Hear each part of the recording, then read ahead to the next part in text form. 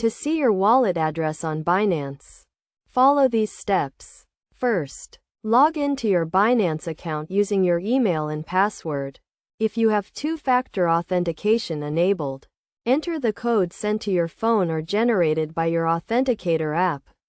Once logged in, click on the Wallet tab at the top of the page.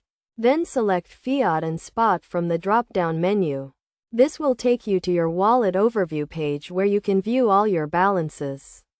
To find your wallet address, click on the Deposit button next to the cryptocurrency you want to deposit. You will be taken to a page that displays your wallet address and a QR code. The wallet address is a long string of characters that starts with the cryptocurrency's prefix. For example, if you are depositing Bitcoin, your wallet address will start with a 1 or a 3.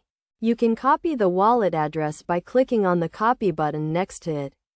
You can also use the QR code to receive cryptocurrency payments.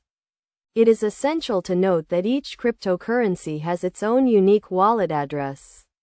Make sure to use the correct wallet address for the cryptocurrency you are depositing to avoid losing your funds. Also, be careful when sharing your wallet address, as anyone with access to it can send you cryptocurrency.